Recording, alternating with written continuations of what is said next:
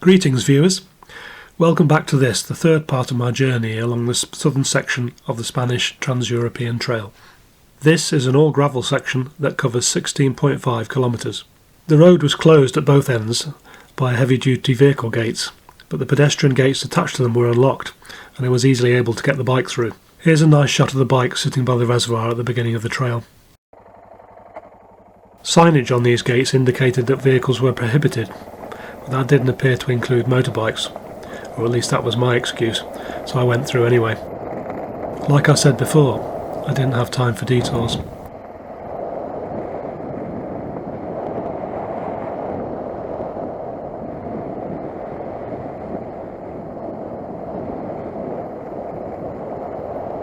As you can see, the trail is very easy riding. The only thing I've got to worry about is drifting to that soft gravel at the side of the road.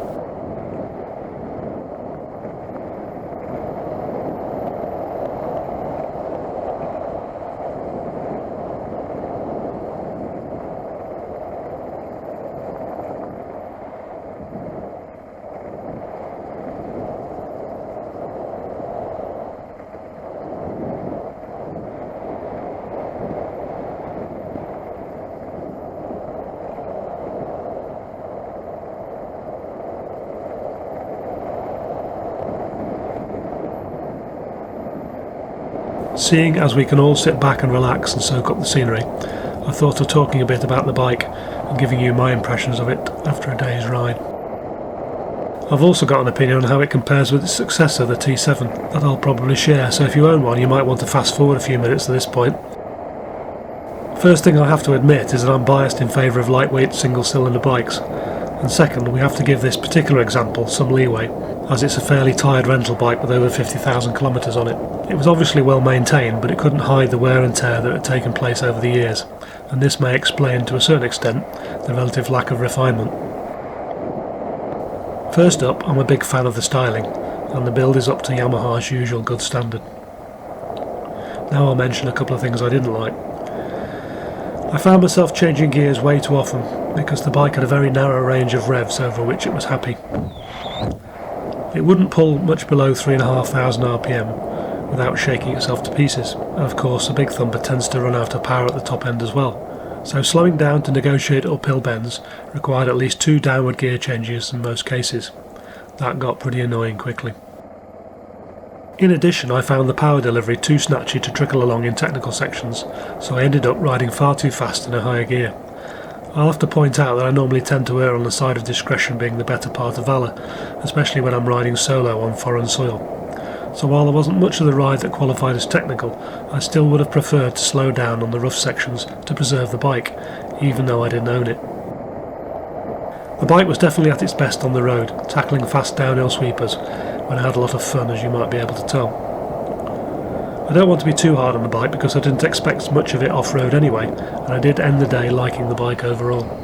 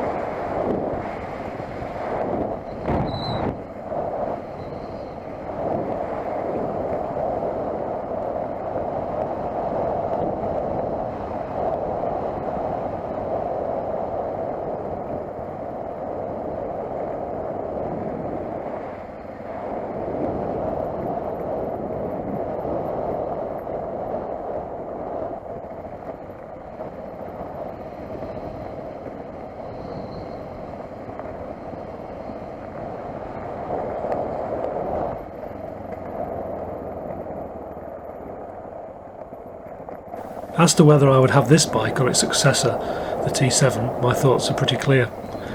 While we can all agree the T7 sounds great and is just as good looking, my own conclusion is that it's still not enough of an improvement over the old 660Z because it's heavier and carries less fuel, despite it being more refined due to its lovely smooth twin-cylinder engine. Frankly, I would rather spend money on improving a second-hand 660 than blowing all that cash on a more recent T7. Before anyone asks, I have to admit I've never ridden a T7, but I know from personal experience I can never tolerate a machine that starts out at over 200 kilograms. In any case, I also couldn't bear the thought of beating a valuable bike to death on the trails, so it's bangers for me, I'm afraid. I tell you all this not because I want you to agree with me, it's just that what I think and a reflection of my personal off-road experience. I'm going to shut up now and enjoy the rest of the ride.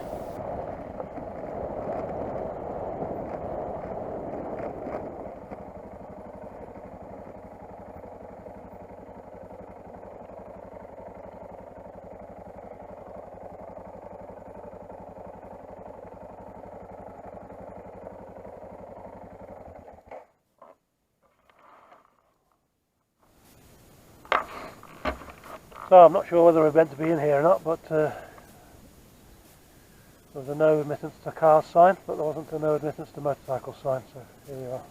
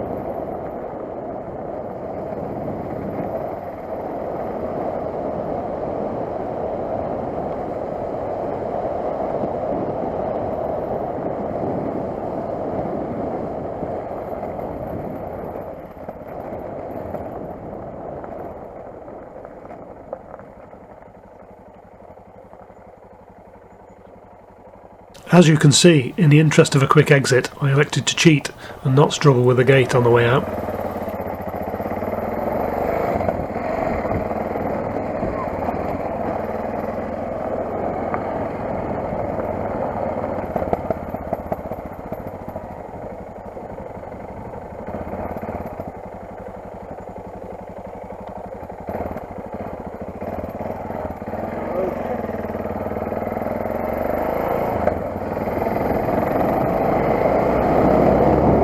Thanks for watching, viewers. Join me next time for an interesting road section that showcases something of the spectacular geological features of the area.